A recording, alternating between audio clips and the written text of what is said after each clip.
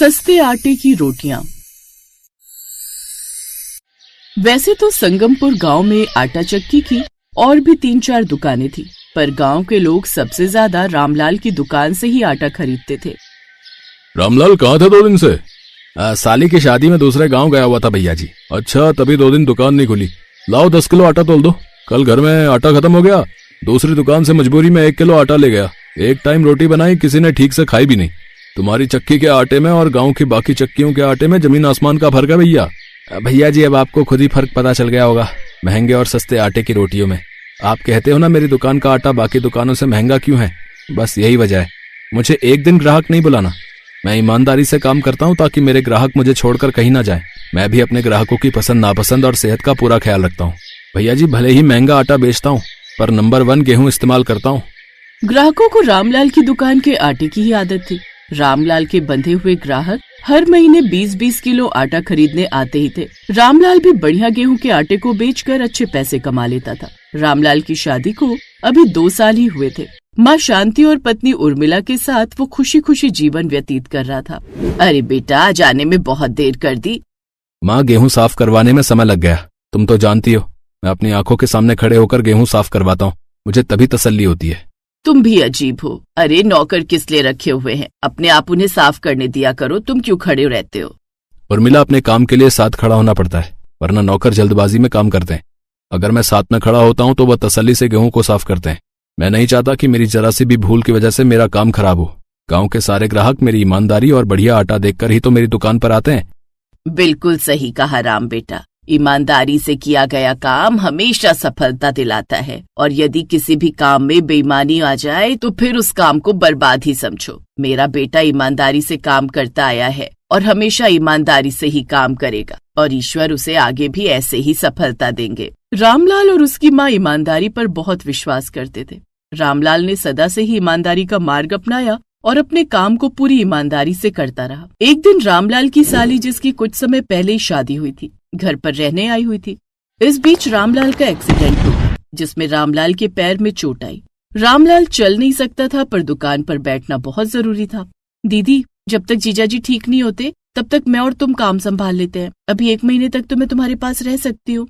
हाँ, ये ठीक रहेगा। सुनो, मैं और कमला कल से ही आटे का सारा काम संभाल लेते हैं। कर पाओगी तुम दोनों, क्योंकि बहुत समझदारी से सारा काम करना होता है।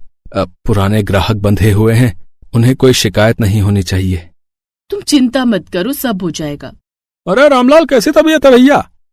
अरे अभी तो डॉक्टर ने आराम करने के लिए बोला है भैया। पैर की हड्डी में फ्रैक्चर है, समय लगेगा। अरे तुम्हारी दुकान से सब आटा खरीदते थे, अब सबको बहुत परेशानी हो रही है।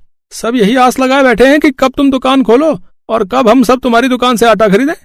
भैया, अब आप चिंता मत करो। जब तक ये ठीक नहीं हो जाते तब तक मैं दुकान संभालूंगी। आप सबको आटा मिल जाएगा।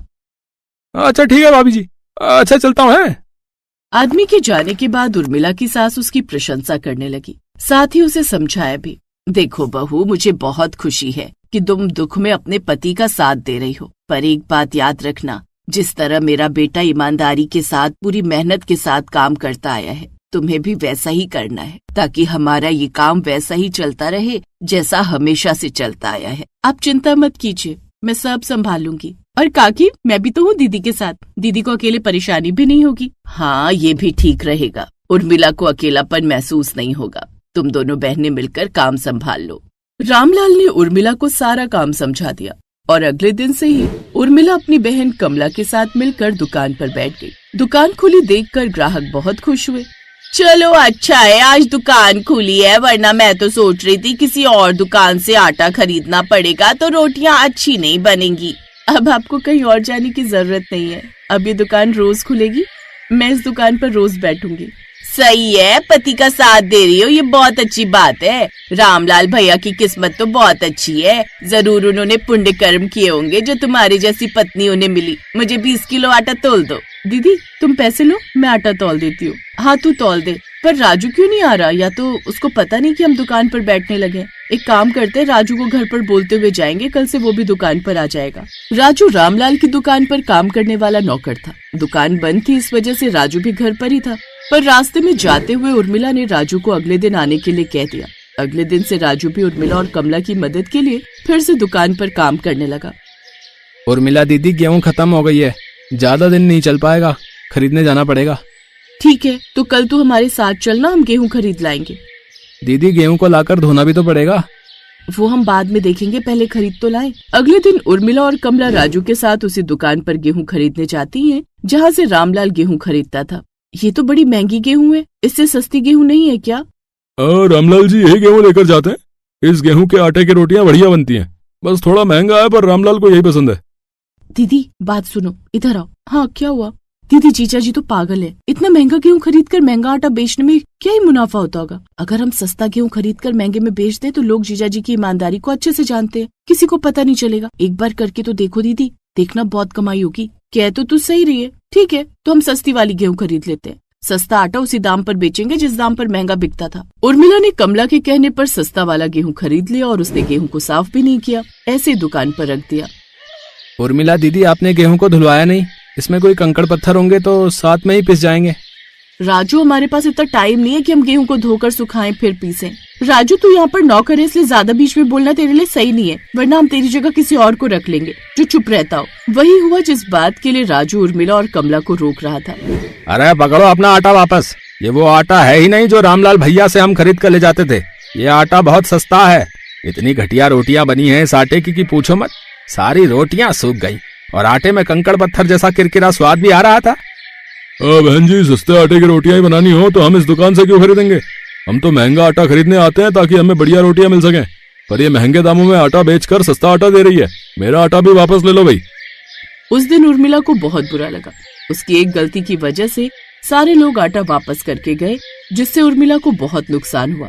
दीदी कहाँ जा रही हो? रुको तो, महंगी और बढ़िया गेहूं लेने जा रही हूँ ताकि दुकान पर फिर से वही आटा बेच सकूं जो तुम्हारे जीजा जी बेचते आए हैं। राजू चल मेरे साथ चल, ये सारी गेहूं वापस करनी है और इसकी जगह वही गेहूं खरीद कर लाएंगे जो तुम्हारे मालिक खरीदते आए हैं। गेहूं को अच्छे से साफ करके धोकर सुखाकर फिर दुकान पर पीसना, कोई भी गड़बड़ नहीं होनी चाहिए। कमला तू दुकान पर बैठ, मैं राजू के साथ होकर आती हूँ।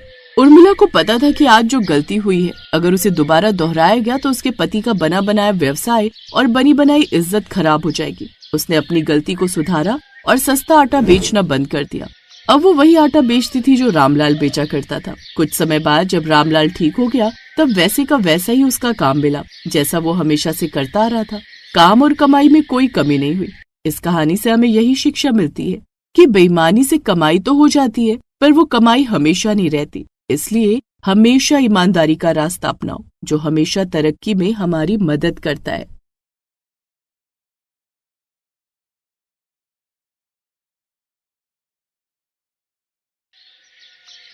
कार चला रहा अभिषेक अपनी माँ और पत्नी के साथ बाजार जा रहा था।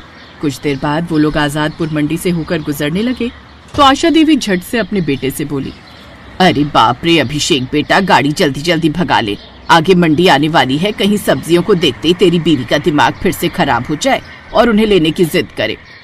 बिल्कुल सही कहा माँ। कार में बैठी रिया खामोशी से उनकी ये बातें सुन रही थी। कुछ देर बाद उनकी गाड़ी सब्जी मंडी से होकर गुजरती है जहाँ काफी सारे सब्जी के ठेले लगे हुए थे। सब्जी के उन ठेलों को देख रिया का चेहरा मायूस और आंखें नम हो जाती हैं। वो धीमे से स्वर में बोलती है, सुनिए ना, वो एक आधी सब्जी। शट अप यार रिया, तुम्हारे ड्रामे फिर शुरू हो गए। मना कर दिया ना नहीं लेनी सब्जी। मेरा बड़ा मन है जी, मैंने कब से हरी सब्जी नहीं खाई। और आगे खाने के बारे में सोचना भी मत, समझो तुम्हारा इन सब्जियों से अब नाता टूट चुका है। बिल्कुल सही कहा बेटा तुमने।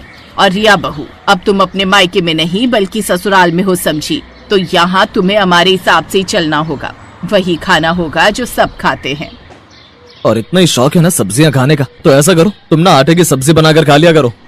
उन सब की बातें सुनकर रिया की आंखें नम हो जाती हैं। मुरझाए हुए चेहरे और नम आंखों के साथ वो गाड़ी में बैठी हुई उन सब्जियों के ठेले को बड़े गौर से देख रही थी। तभी उसकी पलकों से आंसू की बूंदें गिरने लगती हैं। तो वो सबसे अपना दुख छुपाए उन आंसुओं को पूछती है। कुछ देर बाद वो चिकन और फिश मार्केट पहुंच जाते हैं। वाह वाह, आ गई हमारी मंजिल। ये है बहू तेरी हकीकत, और अब तू इसे जितना जल्दी अपना ले वही तेरे लिए सही है। अभिषेक बेटा ऐसा कर दो, 2 किलो फ्रेश चिकन और 2 किलो मछली करवा ले। हाय, मेरे तो सोचते हुए अभी से मुंह में पानी आ गया। अभिषेक जल्दी से जाकर 2 किलो चिकन और 2 किलो मछली पैक करवा लेता है और बेचारी रिया अपनी नाक को दोनों हाथों से ढककर एक कोने में खड़ी थी। कुछ देर बाद वो सब लेकर वो लोग अपने घर आ जाते हैं। वाह वाह, लगता है आज तो खूब सारा गोश्त आया है घर में। भाभी ऐसा करना, मेरे लिए तो तुम चिकन बिरयानी बना देना और मेरे लिए मछली के पकौड़े बहू। भाई मैं तो हमेशा की तरह अपना वही फेवरेट चिकन रोस्टेड ही खाऊंगा, इसीलिए मेरे लिए तो तुम वही बना देना।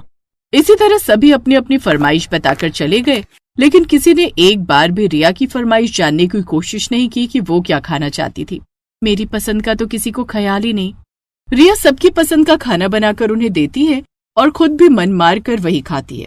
दरअसल रिया के ससुराल वालों को नॉनवेज खाने का बड़ा शौक था और इसलिए उसके यहाँ हर वक्त फ्रिज बस मीट मच्छी से भरा रहता। जबकि रिया एक किसान की बेटी थी जिसने बचपन से ही अपने खेत में उगने वाली सब्जियां ही खाई थी, लेकिन जब से वो ब्याह कर अपने ससुराल के आई वो तो जैसे सब्जियों की शक्ल ही भूल गई। ना जाने कैसी लत है यहाँ सबके इस नॉनवेज को खाने की। कद्दू पालक बैंगन गोभी ये सब तो अब बस सपने में ही दिखते हैं या माँ के घर जाकर नसीब होते हैं। यहाँ तो सबको बस इस नॉनवेज से ही प्यार है। सब जहाँ बड़े मजे से वो नॉनवेज खा रहे थे, वही बेचारी रिया थोड़ी सी बिरयानी के चावल खाती है जिन्हें वो मन मार कर खा रही थी। ऐसे कुछ दिन बाद एक रोज गली में सब्जी वाला आता है। गोभी बैंगन सीताफल बीन्स ले लो। सब्जी वाले की आवाज सुनकर रिया झट से अपनी सास के पास जाती है। माँ जी वो सब्जी ले लो ना। चुप कर, कोई जरूरत नहीं है। हमारे यहाँ कोई भी ये घास फूस नहीं खाता, समझी? हम क्या तुझे भेड़ बकरी लगते हैं जो तू हमें ये चारा खिलाने पर तुली हुई है? लेकिन माँ जी सब्जियों में बुराई ही क्या है? उनसे भी तो हमें कितने सारे जरूरी पोषक तत्व मिलते हैं। कह दिया ना, हमारे यहाँ सिर्फ नॉनवेज ही बनता है, वही बनेगा। वैसे भी बेचारे मेरे दोनों बच्चे कितने कमजोर होते जा रहे हैं। नहीं नहीं, हमारी रसोई में तो यही पकेगा, फिर चाहे किसी को खाना हो या ना खाना हो। सास को अपने बेटा बेटी की फिक्र थी, लेकिन अपनी बहू की नहीं। एक बार फिर बेचारी बहू अपना मन मार कर उन सब की पसंद का मीट बनाने लगती है। ऐसे दिन बीतते गए। एक रोज उसकी सास यानी कि गायत्री के मायके से उसके भाई की बेटी मोहिनी की शादी का कार्ड आया। अभिषेक बेटा, अपनी मोहिनी की शादी तय हो गई है, हम सबको वहाँ जाना होगा। तू ऐसा कर, ऑफिस से 2-3 दिन की छुट्टी ले ले। अपनी मोहिनी की शादी? हाँ, क्यों नहीं माँ, मैं आज ही छुट्टी के लिए अप्लाई कर देता हूँ। अब वो सभी शादी में जाने की तैयारी कर लेते हैं और 3 दिन बाद रामपुर गांव के लिए निकल जाते हैं। आ गए तुम लोग, कब से तुम्हारी राह देख रहे थे। गायत्री बहन, तुम जरा पूजा का सामान देख लो, सब सही से आ गया है या नहीं। और रिया बहू, तुम मोहिनी के कपड़े और उसको तैयार करने का काम संभाल लेना।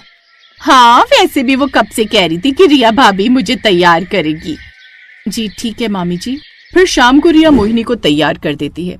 शादी का पंडाल सजकर तैयार हो चुका था। शादी वाले दिन भी वहाँ पर मीट मच्छी बनी हुई थी, साथ ही वेज खाना भी वहाँ बना हुआ था। आज तो मैं पेट भरकर नॉनवेज खाना खाऊंगी। ना जाने नॉनवेज खाकर इन लोगों का मन क्यों नहीं भरता। कुछ देर बाद मेहमान भी आने शुरू हो जाते हैं। इधर रिया भी दुल्हन को तैयार करने के बाद खुद भी तैयार हो जाती है। तभी शादी के पंडाल में एक तरफ से कुछ शोर आने लगता है। हे राम, छी छी छी, ये कैसा घोर कलयुग है। जहाँ मांस पका है वहीं ये वेज खाना भी बना है। इन्होंने तो धर्म भ्रष्ट कर दिया। मनमोहन जी, क्या आपको पता नहीं, लड़के वालों को मांस मछली से सख्त नफरत है। वो तो ये सब खाते भी नहीं, और आपने उसी जगह वेज खाना बनवा दिया जहाँ नॉनवेज बना है। कुछ देर में बाराती आने वाले हैं। अगर लड़के वालों ने ये सब देख लिया ना, तो ऐसा ना हो कहीं बारात ही वापस ले जाए। उनके लिए अब दूसरी तरफ शुद्ध शाकाहारी सब्जियां बनवाओ। हे भगवान, ये क्या हो गया? तू घबरा क्यों रहा है मोहन? जल्दी से दूसरी जगह सब्जी बनाने का इंतजाम करवा दे। आप समझ नहीं रही दीदी, वो बात ये कि जो हलवाई बुक किए थे वो दूर के गांव से थे और वो सब अब जा चुके हैं। साथ ही सब्जियां भी सारी खत्म हो गई हैं, अब पकाने के लिए भी कुछ नहीं है। और इतनी रात को शहर जाकर सब्जी लाएंगे तो काफी देर हो जाएगी। मेरी तो कुछ समझ में नहीं आ रहा कि अब क्या होगा। कहीं इस नॉनवेज के कारण आज मेरी बेटी की शादी न टूट जाए। ये सब बातें रिया सुन रही थी और वो जल्दी से रसोई में जाती है और कुछ बनाने लगती है। कुछ देर बाद अचानक से रसोई से बड़ी अच्छी महक आने लगती है। कुछ देर बाद पारुल अंदर से कटोरियों में सब्जी लेकर आती है। माँ, इसे टेस्ट कीजिए, कैसी बनी है? मामा मामी जी, आप भी लीजिए इसे। महक तो बड़ी अच्छी आ रही है। फिर वो सब जैसे उस सब्जी को टेस्ट करते हैं तो हैरान रह जाते हैं। उसका टेस्ट काफी ज्यादा अच्छा था। वाह बेटी, ये तो बड़ी ही अच्छी सब्जी बनी है, लेकिन ये सब्जी है कौन सी? टेस्टी तो होगी, मेरी भाभी ने जो बनाई है। तभी रिया भी बाहर आ जाती है। बहू, सब्जी तो बड़ी ही कमाल की बनी है, लेकिन ये सब्जी है कौन सी? घर में तो कोई सब्जी थी ही नहीं। मामी जी, ये आटे की सब्जी है। क्या बहू, आटे की सब्जी? हाँ माँ जी, खाने के लिए तरस गई थी। अपने मायके में मैं यही सब खाकर बड़ी हुई थी, लेकिन यहाँ आप घर में सब्जी लाती नहीं थी और नॉनवेज मुझसे खाया नहीं जाता था, इसलिए मैंने YouTube पर देखकर ये आटे की सब्जी बनाना सीखा। ये राजस्थानी डिश है जिसे चक्की की सब्जी भी कहा जाता है। किसी जमाने में ये सब्जी सिर्फ राजस्थान की रॉयल फैमिली के लिए बनती थी। वाह बहू, तूने तो कमाल कर दिया। सच में मुझे नहीं पता था मेरी बहू इतनी होशियार है। बहू, हमसे गलती हो गई जो हमने तेरी पसंद का ख्याल नहीं रखा, लेकिन अब से मैं वादा करती हूँ, अब से हमारे घर में सब्जियाँ भी आएंगी। तुझे हमें ऐसी टेस्टी सब्जी बनाकर खिलानी होगी। हाँ। ये सुनकर रिया खुश हो जाती है। मैं वादा करती हूँ माँ जी। कुछ देर बाद बारात आ जाती है और लड़के वाले और बाराती भी जब वो आटे की बनी हुई सब्जी खाते हैं तो हैरान रह जाते हैं। हमें खुशी है कि हमने इतने अच्छे घर में रिश्ता जोड़ा। वो सभी उनकी खूब तारीफ करते हैं और खुशी खुशी मोहिनी को विदा कर ले जाते हैं। कुछ दिन के बाद अब रिया की सास भी अपने घर में सब्जियां लेकर आती, साथ ही कभी कभी उससे आटे की सब्जी बनाने को भी कहती। अब रिया अपने ससुराल में खुश थी। उसकी आंखों में आंसू नहीं बल्कि चेहरे पर खुशी थी। लेकिन सच्चाई तो ये है कि आज भी ससुराल में हर औरत की यही कहानी है। वो अपनी पसंद की सब्जी खाने के लिए तरस जाती है। उसे आज भी अपनी पसंद को पीछे रखते हुए, सब जिम्मेदारियां निभाते हुए अपने परिवार की पसंद का ध्यान रखकर ही खाना बनाना होता है और बहू को मजबूरी में वही खाना होता है। परिवार की पसंद का ख्याल रखते रखते कहीं न कहीं बहू अपनी पसंद तो जैसे भूल ही जाती है। इसलिए उसकी पसंद का ध्यान रखें, क्योंकि असल में उस परिवार की रीढ़ तो वही है जिससे घर आंगन खुशहाल रहता है।